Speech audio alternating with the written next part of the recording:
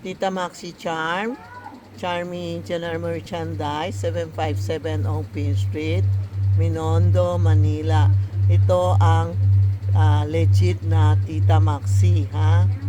Ayan, dumating na ang Psycho natin. Alam mo ano ibig sabihin Psycho? Sa bagong panganak mo, meron na tayo destiny na may dala tayo ng Psycho. Pero, hindi natin alam may pera pa tayo, may Psycho ba tayo, may dala ba tayo supot. Yan. Kasi minsan, yun wala tayo dala supot, palaging walang pera. Palabas, paloob, maski na habang ka mamatay na, wala ka pa din dala ng Psycho. No? Walang pera palagi. Kaya dumating dito ngayon na may Psycho, ibig sabihin, may dala tayo pera para hindi maalis matakbo ang pera natin po. Tapos itong Psycho, may maliit, may laki. Itong Psycho, may yun siya, may mga pera, puno-puno yan. Tapos itakpan nyo. Ito sa maliit na table, ito sa malaking table. Sa malaking table, pwede lagay sa bedroom nyo, sa business office nyo, o sa business nyo, kaha o vault. Yan ang dala natin. Ibig sabihin may dala tayo supot. Ito po, ha? Ito. Papakita ko sa iyo, ha, na anong laman sa Psycho natin, ha. Ito ang malaking Psycho. Ito yung maliit. Yan, oh.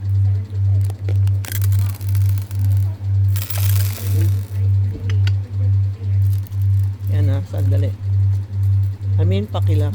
Pakibuhos mo. Ito. Buhos mo dito para makita nila gano'ng kadami ang Psycho nila. Yan.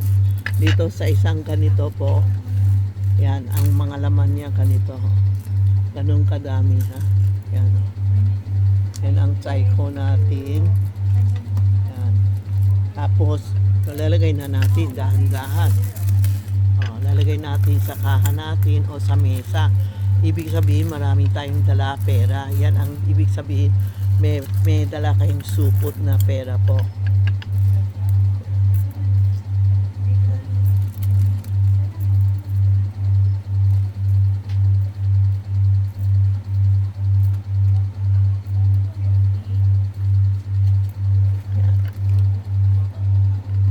Ito ang maliit. Yung malaki, marami, ha.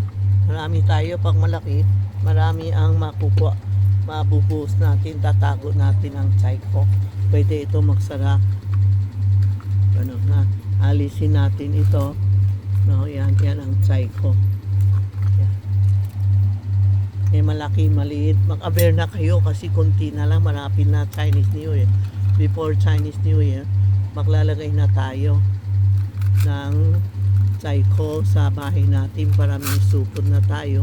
May dala tayong supot sa katawan natin. Maraming pera na papasok sa atin po. Yan ang bago na Psycho po. Yan ba parang yun? Parang ano ba yun? Sa Spanish time, hindi ba? Yung lalagay ng pera, jewelry. Ano tawag yun? Ito ang, yan ang nilalagay natin, ang kayamanan natin. Ibig sabihin marami na tayo Psycho. Pwede lalagay nyo sa bedroom nyo, office nyo, o kaya maraming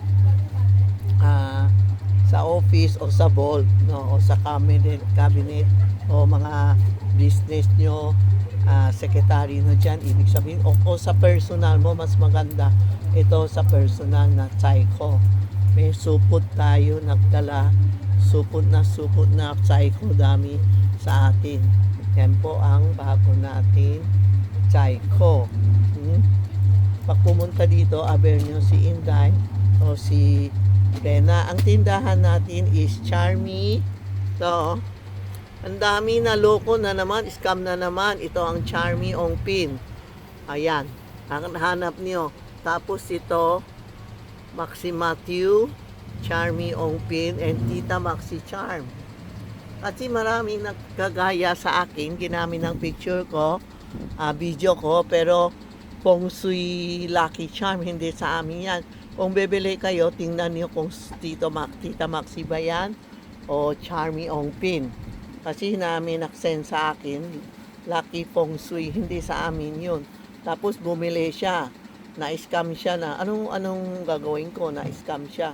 Hindi siya tumawag sa amin. Before kayo bibili, please lang, Viber mo kami or messenger mo kami o tumawag kayo sa amin, pakilang, para hindi kayo ma-scam, kawawa yun.